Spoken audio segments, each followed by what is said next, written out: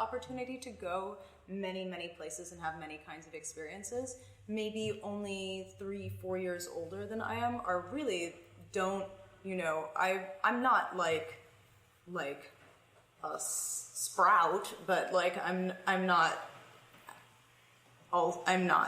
don't have that much world experience. I'm in my mid-ish 20s, and I can, I don't know.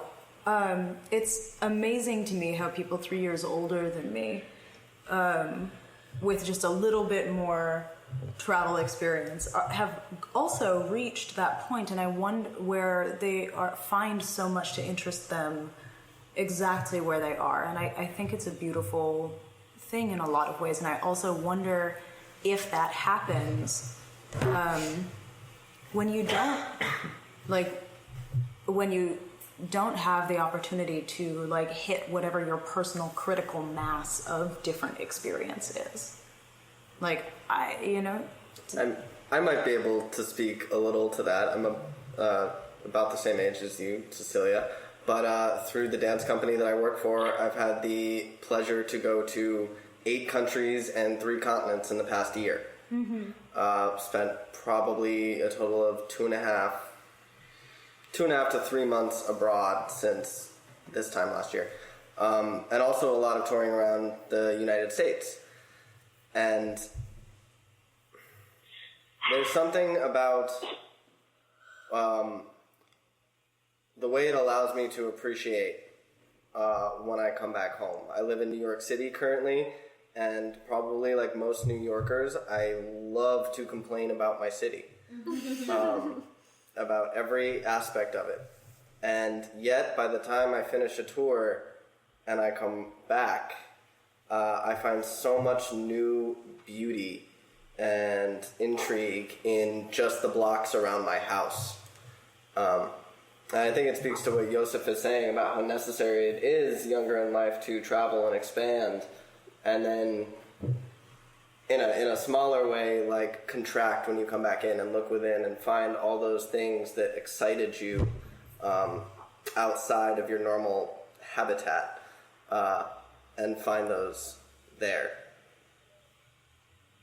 I'm also not saying that it's necessarily over. Mm-hmm. I mean, it's a fluid process. Mm-hmm. Right now, I don't feel a burning desire to go to places I've never been the way I used to. But check with me tomorrow. Mm-hmm. Yeah. I think that's the humility of life. Is this constant reminder that everything is fluid, and including your mind and your, for lack of a better words, I won't say what those words are, you fill them in yourself. Yeah. Yeah. Kate, did you have one more thing to say?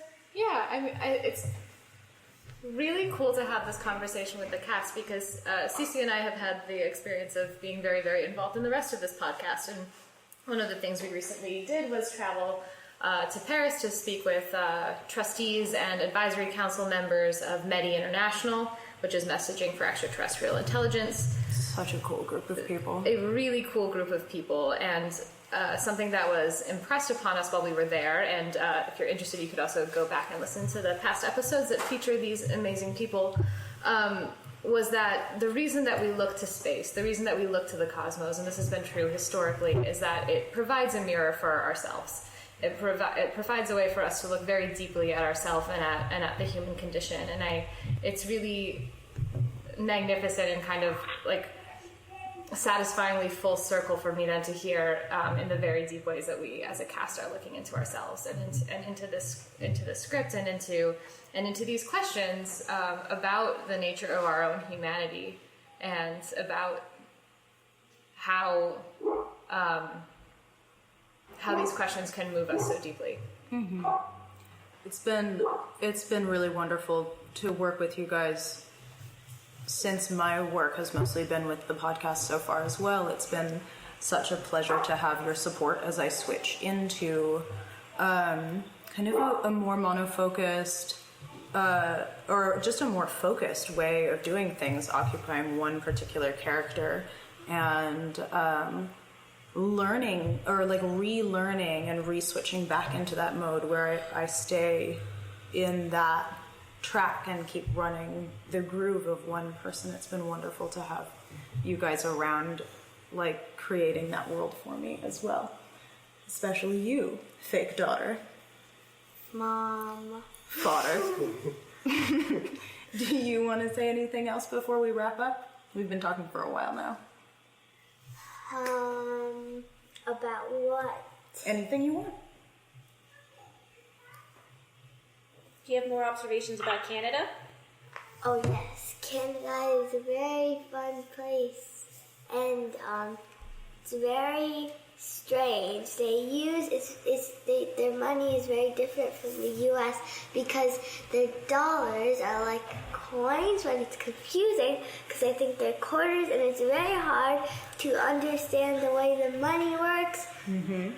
And yeah. Do you have you finish your thought, and then I want to ask you a question. Okay. And the money is very different because it has like pictures, and I like the pictures because they're picture-y. Cool.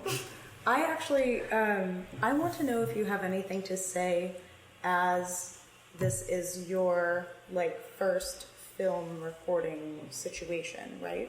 Yes. I want to know if you have anything to say for other people who are getting into their first time film recording situation or acting situation. It's very fun because like you get to do things, and you get to like actually like, it's not just like here's like a fake thingy and we are going to use this and there's actually nothing inside this. It's like you're actually like, it's not like at my school we do the school play and it's like there's nothing inside this bag. This is supposed to be Toto inside this bag. There's nothing inside this. But like this is like there's actually stuff and it's there's like actual food things. We're in an actual apartment. Yes, we're in an actual apartment. It's so nice. Mm-hmm. So it's a little bit like Pretend Plus. Yes. Yeah. Cool. It's very fun. Great. Okay. I think unless we have anything to add, if people want to go around and add anything else, I think we're good. It's been a pleasure, y'all. Yeah, Thank you. Thank you. Thank Thank you. you all. Yeah, I like sure. puppies. Puppies in space! Yeah. Space puppies. Cool, guys. Thank you so much for sitting around and talking about our work and our feelings today. We're gonna go join the rest of our folks who are sitting around, and some of us have flights to catch and lives to get back to. So we hope we'll run into each other again, and we'll see most of the people at this table in Edinburgh. And Yay. okay, thank you so much, guys. Bye. Bye. Yeah. Bye. Thank you. Bye. Thank you Bye so much, bye. Nada. Bye-bye. Thank you for listening to Transmission Podcast. Don't miss our live theatrical production at Assembly George Square, running August 5th through 26th, 2017. Make sure you also catch the 30 mixed reality distributed scenes we're showing throughout Edinburgh during the Fringe Festival. Get your tickets and learn more at luxaterra.com. That's luxaterra.com. On this episode, you heard from Leila Ghaznavi, who plays Leila Karim, Aizzah Fatima, who plays Zara Karim, Youssif Kamal, who plays Youssif Karim, Nada Humsi, who plays Nada Karim, David Glista, who plays Joel Horton, and Kate Ladenheim, who plays Stephanie Harshaw. Special thanks to Afia Farooki, Aizzah's daughter, who plays Mackenzie Horton. I'm Cecilia Lynn-Jacobs, podcast host and Anna Horton. Original composition and sound editing by Miles Avery.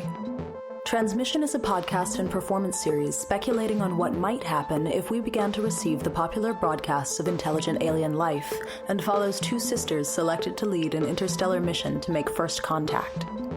Transmission is a production of Toaster Lab in Canada and is a fiscally sponsored project of Fractured Atlas in the United States.